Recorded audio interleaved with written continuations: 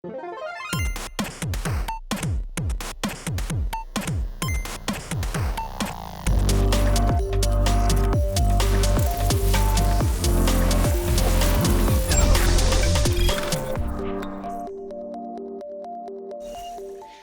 to Innovation in Gaming. Today we're going to talk about representation in gaming.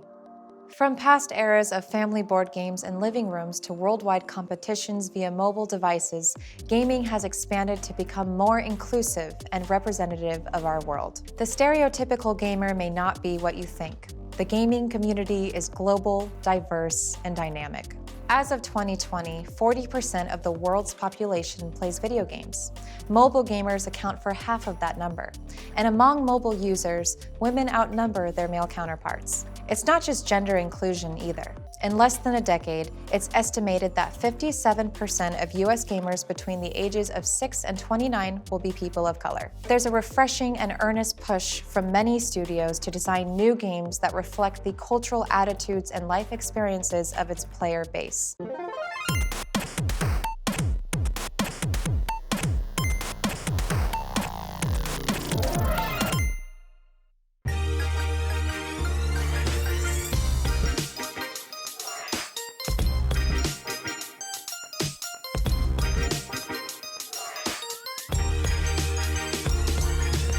Do you guys think that gaming is for everyone? I would say, especially with Pokemon Go, it definitely seems to be. I noticed that all types of people play that, whereas I think growing up with video games, maybe a certain kind of person or age group would play, and Pokemon, we're seeing people that played the game when they were young and now bringing their kids into it, but we also have friends, ages from kids to 70 years old that play. There's so many different types of games that, there's kind of something for everybody, so that's pretty cool that they're, doing that. Are there particular things that you'd love to see represented in gaming? I'd like to see less stereotypes kind of used. For instance, like with the character development stuff, like if you design a woman or a person of color, like there's a lot of stereotypes that pop up in that area. So I think challenging that, I think, could be super cool and important moving forward. I think it's getting more common. They're starting to have more protagonists that are going to be more varied than your standard white guy. Horizon Zero Dawn is real good with that. There's a lot of really great background characters and stuff now that you interact with, like Cyberpunk. Really great trans character in there.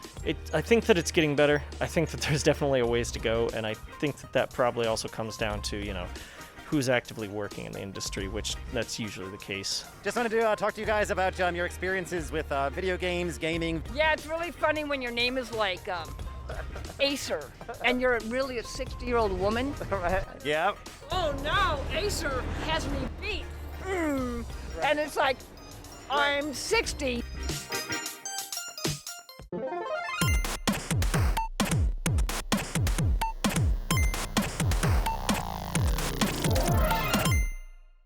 It's riddled through the entire history of games. It's riddled through the entire industry of game design. There have always been senior game designers, game programmers, game players that are women, that are minorities. I think it was a problem of marketing. A certain narrow demographic of player had been coddled by the marketing industry as though they were the eyes, they were the main consumer of games. I'm old enough to remember when Nintendo came out with the very first Nintendo Wii. They were talking about changes in the game design, and they had a barometer that was the profile of a woman, and it was his wife, and he was saying, I'm trying to make a game that my wife would actually continue playing. And so he was had this great barometer, oh, I'm almost there, it's halfway full, oh no, she just dropped the controller, now I've got to bring it back down again.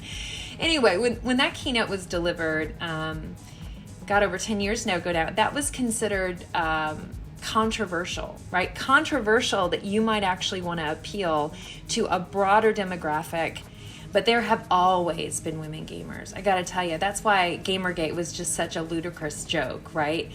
Telling us that it's a feminist takeover of games. It's kind of dude, we've been in your base killing your dudes for 20 years, and it continues to be diverse. Now, whether or not we're fully at a place where that diversity gets honored, I'm not so convinced, right? I think that until companies have pressure on them that they will lose profit for the kind of toxic behaviors their communities cultivate, I think that we're going to only see slow change.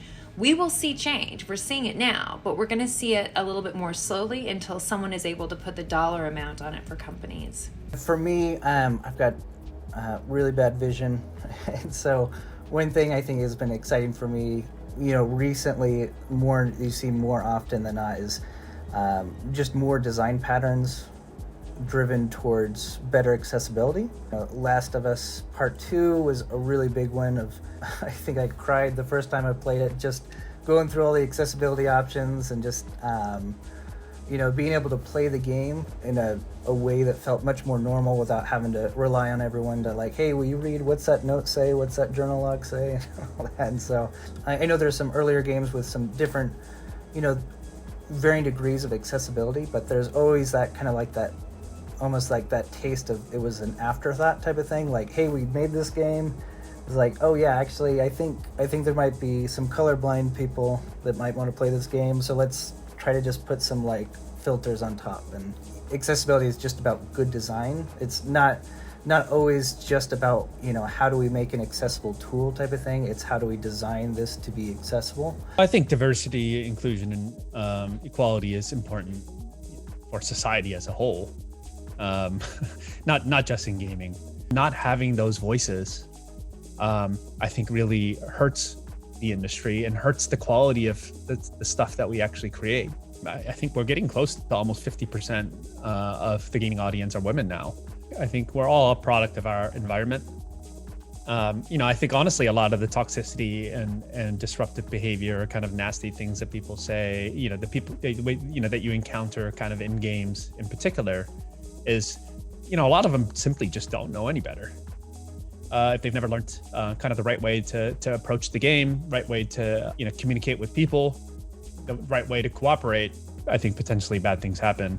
One of our phrases is that there is hidden genius all over the world. We've seen people from the Middle East collaborating with people from Russia, collaborating with people from France and the US, and all coming together to create games and worlds and stories. And it's just unbelievable. Wherever the geniuses are, they should be able to express themselves and create and collaborate and find an audience and make money. And that's fundamentally what we're talking about here. It's very exciting, and it's just the beginning. I think the next years, again, the parallel with YouTube, Twitch, is TikTok. It's basically a global community of creators. I think it was Cloud9 announced their all-female team, Cloud White. That was one of the first times I had heard of an all-female video game team. And to be quite honest with you, I don't think it matters whether it's a co-ed team, a male team, a female team. I think on the level of video games, it's an even playing field. It's about the talent, it's about the reaction speed, it's about knowing what to look for on the screen, it's about your determination and your mental mindset. It's so competitive these days, and getting a good video game experience out there, one that people will pay money for, or that will do microtransactions to help support for years to come. It's all about the game experience, and in order to come out with new stuff that people want to play, you have to have the best talent, and talent does not have a color, a shape, or a form. It is very accessible. Gaming is very accessible to anyone and everyone, and in their true nature, right? People want to be entertained. Gaming allows it to be either short form content, right? You could play a quick game on your mobile phone that can last, 30 seconds if you have, a minute between things that you're, waiting for, all the way to playing, a 2-hour league match, on a PC with, that's organized.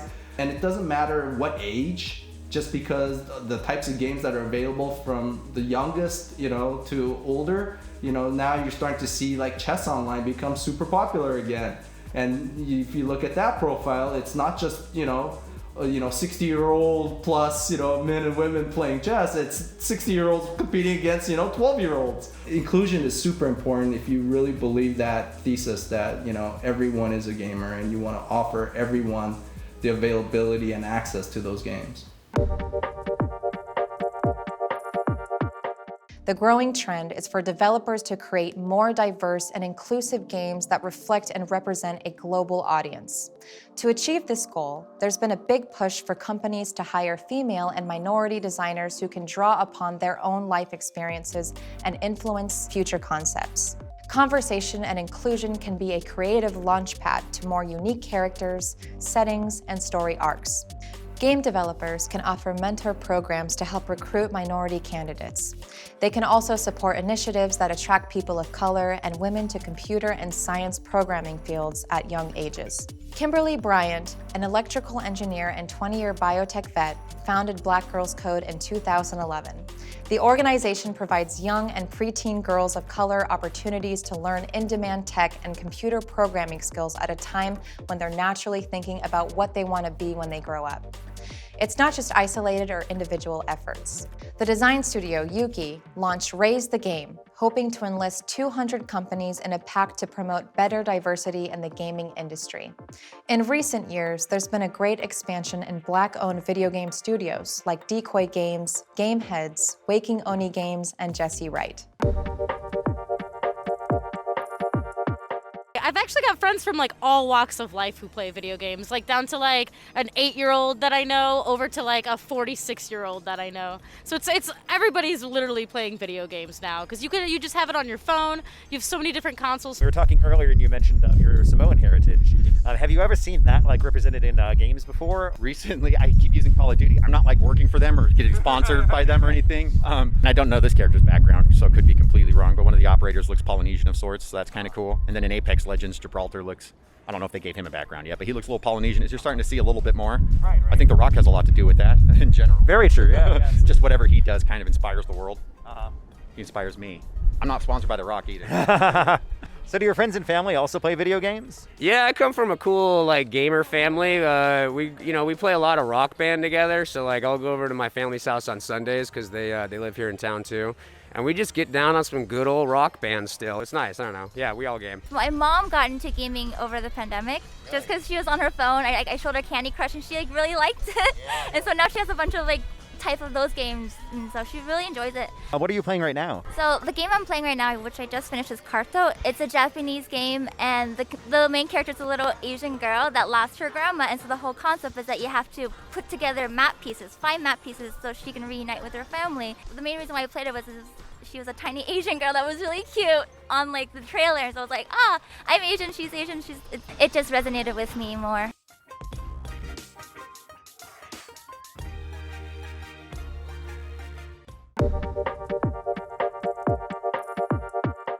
Making an inclusive game isn't just dropping in options for your character, like making a male and female character or a different race or culture or whatever.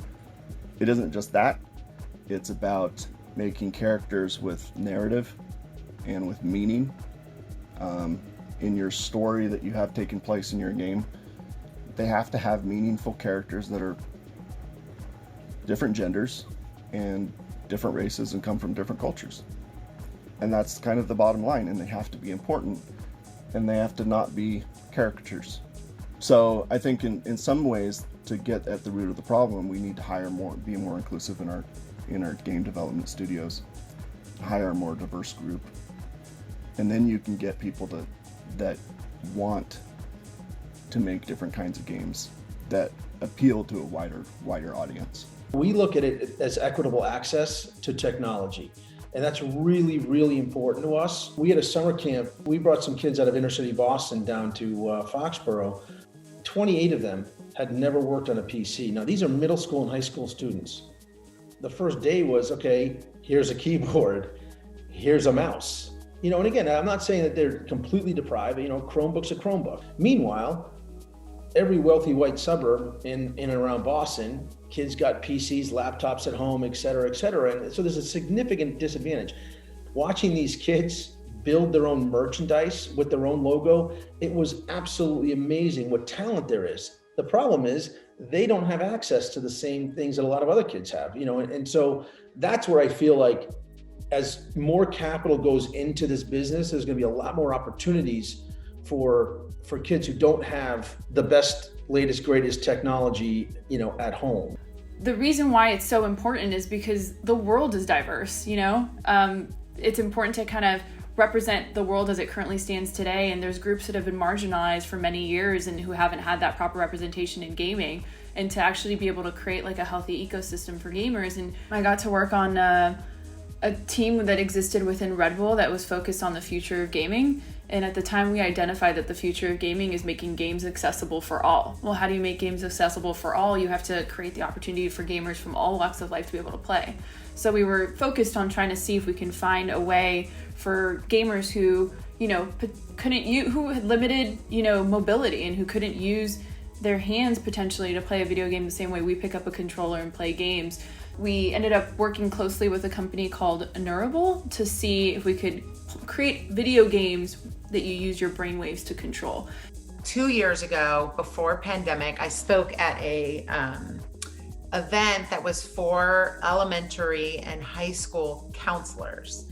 And we were talking about all the awesome career paths. At the end of it, these counselors came up and were asking for copies, and they were like, we have no idea what you're talking about. And I was like, well, what do you mean? When you're talking to kids about careers and technology, what are you saying? And they said coding and cyber. And that's it. You're being told these are the careers, teaching, medical, whatever, or coding. And maybe you're not a math girl, like you're not someone who loves math, but you're being told in order to go into coding, you need to be really good at math. Of course, you're gonna shut that down. You're not even gonna think about the possibilities when it comes to so many of the coolest things that we're doing in technology these days. For me, as someone on the development side, the progress I've seen has been, literally head count in some regards. When I started at the company, there were 7 women, 100 men. Now there's over 50 women. So it's just even watching the gender gap lessen, and game developers and publishers just getting more and more talent from both male and female, or even non-binary, as part of the sort of melting pot of game developers, which has been awesome to see. Because I remember walking through the office the first time when I started. I was in university, and there were at one point there were almost no women on the same floor as me. Like there were maybe 2. So that alone for me has been crazy to see. It is exponential. I think if you look year over year, our hiring and our talent pool has gotten more diverse, which is amazing. One of our story quests deals with the concept of a sick child, and as a result, as you're progressing through the story, you get some of this sick child's drawings. You can decorate things as you want. You're in your ship, you can put up pictures of fan art, you can put up pictures of characters you like in the game. And because of this quest, you could put up photos of the child's sketches of her journey through treatment of her sickness in the quest. So this character has a disease. There's pictures of her hooked up to far future IV machines, like just a very childish depiction of sickness and treatment.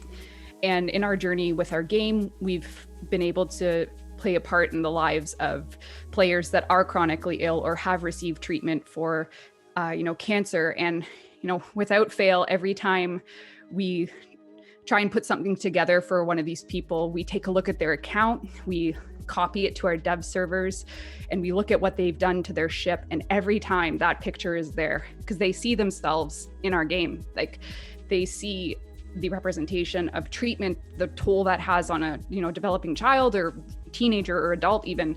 And, every time that picture is there. So it just always reaffirms the importance of representing chronic illness, anything really, to as much as possible. But those stories really make it real, I think, for me and the team in a way that we can say as a collective, like this is an important part of the Warframe story and experience, because again, the fact that multiple people have had that exact picture up in their ship, given the circumstances, just says everything, I think.